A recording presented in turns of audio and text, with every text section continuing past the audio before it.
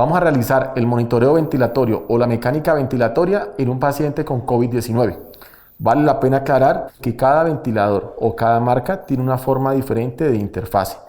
En este momento tenemos un ventilador Draeger C300. En nuestro ventilador encontramos monitorización gráfica y numérica. En la gráfica vamos a encontrar nuestra primera curva, que es presión-tiempo, segunda curva, flujo-tiempo, y tercera, que es la capnografía, que en este momento está deshabilitado.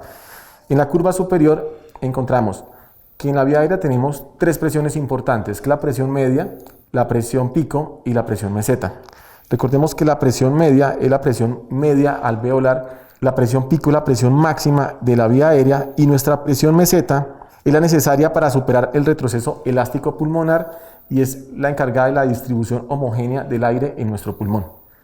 Acá encontramos nuestra presión pico, nuestra presión máxima en este momento, que está garantizándose en un 27. Nuestra presión plató en 18. Recordemos que en pacientes con COVID-19 vamos a aceptar plató máximo de 30 centímetros de agua, presiones pico de 35 a 40. Y estos dos valores nos van a dar una resultante que es nuestra compliance dinámica o nuestra compliance estática.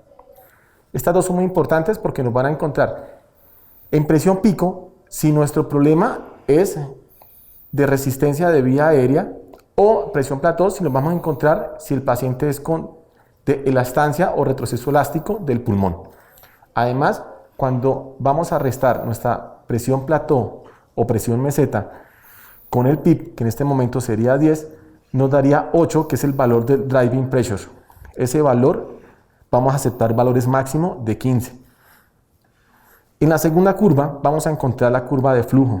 En este momento tenemos un flujo de 50. Si le colocamos un flujo mucho más alto, recordemos que el flujo va siempre proporcional a la resistencia. Mientras más flujo coloquemos, mayor resistencia va a ser el aire porque va a entrar de forma turbulenta al paciente. Pero en estas patologías debemos encontrar que nuestra relación inspiración-expiración deben ser prolongadas, por lo que necesitamos flujos mucho más altos para que nos garanticen ese valor. Además, si no llega totalmente a cero, nuestro paciente está reteniendo CO2, por lo que estamos otorgándole tiempos de inspiración-expiración demasiado cortos, lo que conlleva a atrapamiento aéreo y retención de CO2 de forma secundaria. Podemos encontrar también los bucles. Encontramos bucle volumen-presión y de flujo-volumen. En el bucle de volumen-presión, siempre el punto de partida debe ser el valor del PIP. Si el valor de partida de este bucle es por encima del PIP, nuestro paciente está haciendo un auto-PIP. Si está arrancando de un valor inferior, el paciente puede tener fugas. Voy a cambiarlo a un PIP de 20 e inmediatamente va a empezar a cambiar los valores. Siempre hay que tener en cuenta, nuestra parte visual nos genera mejor retroalimentación que la parte numérica. Voy a retornarlo a 10 nuevamente para que el bucle otra vez se haga más amplio.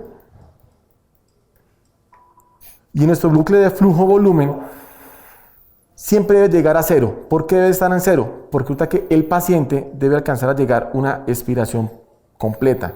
Si no llega a 0, significa que el paciente está reteniendo CO2 y necesitamos un tiempo más prolongado para empezar a desobstruir o barrer CO2.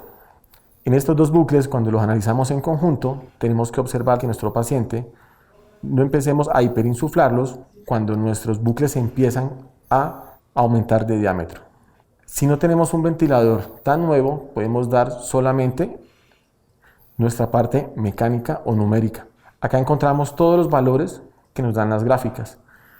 Nos dan el valor de flujo, nos dan los tiempos y también nos dan las presiones. Presión pico 27, presión media de 13 y presión plató de 18. Acá encontramos la compliance dinámica, que es de 55. Encontramos la resistencia. Recordemos que la resistencia es directamente a nuestro volumen corriente programado y al flujo programado. Este paciente tiene 420 mililitros de volumen corriente y tiene un flujo de 60. Si yo le aumento el flujo 75 y un volumen corriente a 450, observamos que directamente nuestra resistencia empieza a subir. Entonces, en estos pacientes es recomendable, primero, que el tubo sea de un diámetro adecuado, un tubo grande, un tubo 8.5, un tubo 8, para empezar a disminuir las resistencias de la vía aérea. Y segundo, vamos a tener estrategia protectora con volúmenes corrientes de 4 a 6 mililitros por kilogramo de peso. Voy a colocarle 400 con el flujo de 50.